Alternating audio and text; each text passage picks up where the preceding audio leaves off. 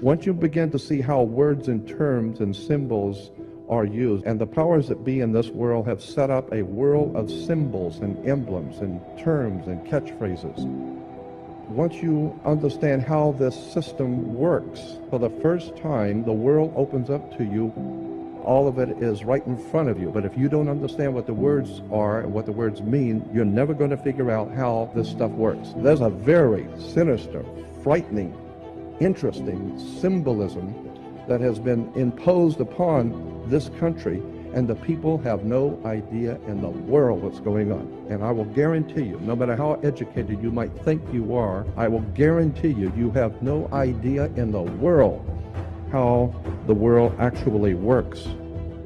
You need to understand that when even on your check, when you're writing a check, the place where you put your name on a check, look at that line, what you're signing on, and get a magnifying glass, and you will find that's not a solid line to sign your name on.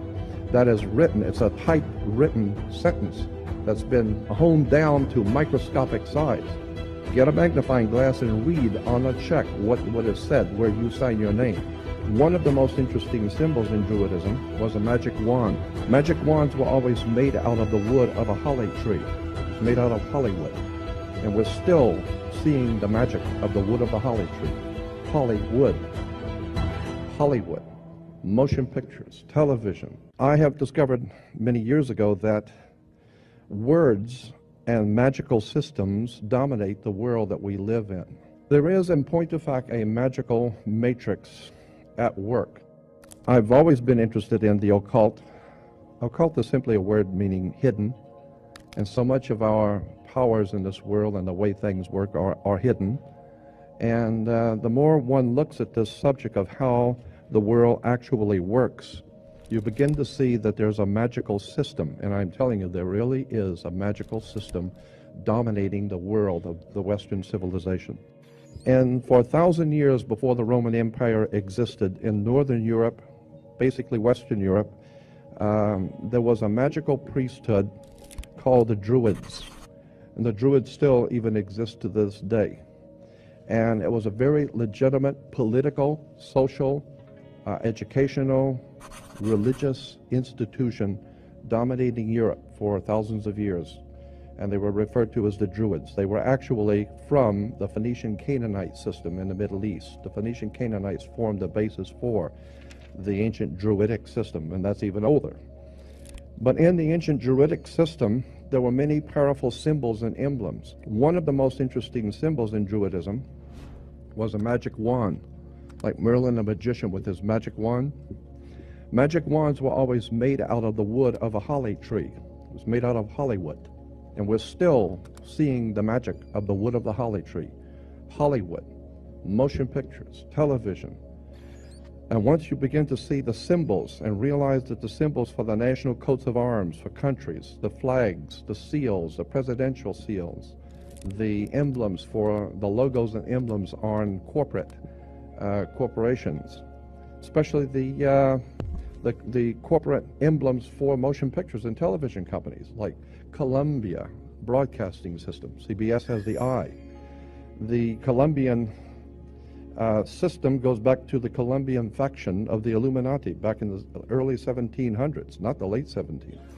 And you begin to see why Space Shuttle is called Columbia. You have Columbia University, Columbia Pictures, Columbia Broadcasting. Columbia is a very interesting word, and it's connected to the Jesuits.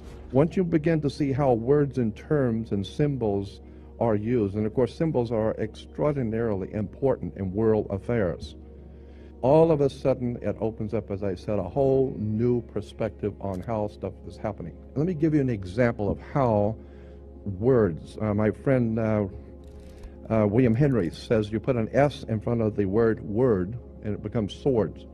The words are swords. They are cutting things. Humans are word responsive creatures. We respond to people's words. When you begin to see how words are used, let me give you an example of the magic. Why do you have to go to court?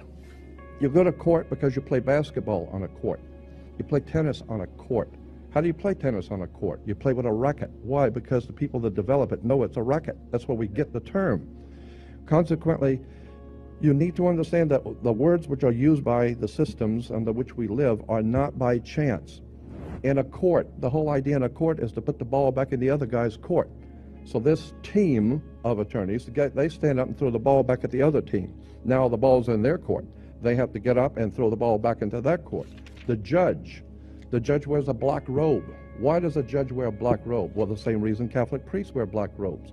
Rabbis wear black robes. You wear a black robe. For many years, young people graduating from university and college wear a black robe. What's this stuff with a black robe? Let me give you an example of how this stuff works, and it's a very quick example.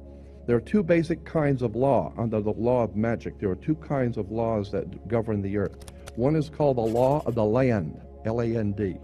And we've heard that term, law of the land. Why do you use that term, the law of the land? Because that's where people live, is on land. But there's an opposing law which is far more important, far, far more powerful. It is called the law of water.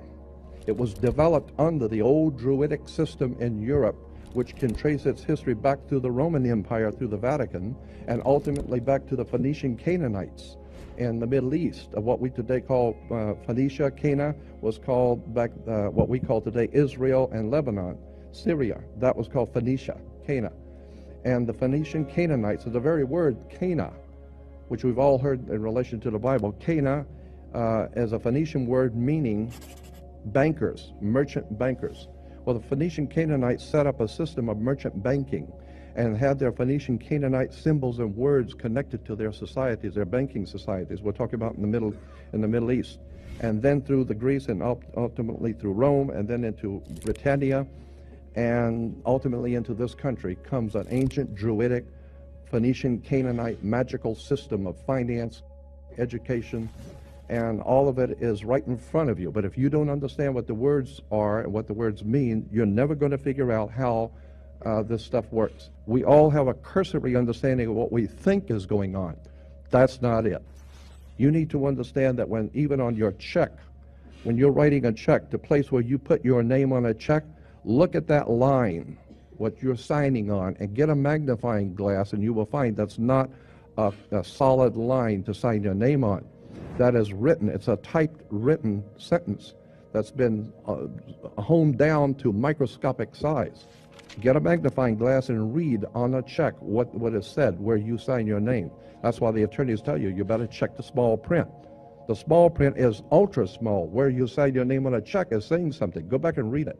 You need to understand that according to the old Phoenician Canaanite system, which we call today our educational and judicial system, there is no law in this country or in the Western world, no law, federal, state, county, city, commercial, it makes no difference. There is no law on the books anywhere in this country that applies to you as an individual creature.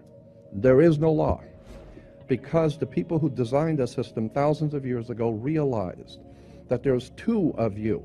There's the one that your mother gave birth to, that God created, so to speak, and even your mother didn't know what you were doing. Even your father and your mother have no idea what you're thinking or what you will do. You don't even know.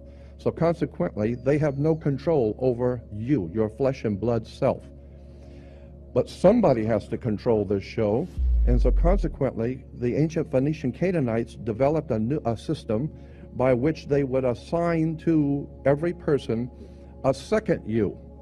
And this is the way it works in America. There is two of you. Just as there are two states in this country, of every state is two states. You have the state of Nevada and Nevada State. You have Cal State, California State, and State of California. Not the same thing at all. California State, according to the law, is one thing. State of California is totally different. Has nothing to do with each other at all. It's the difference between being a lawyer and an attorney. Has nothing to do with them at all. It's totally separate words, means totally separate things. Consequently, when you understand how words and terms are used and symbols are used, then we go back to the idea of the court. And as I said, there is no law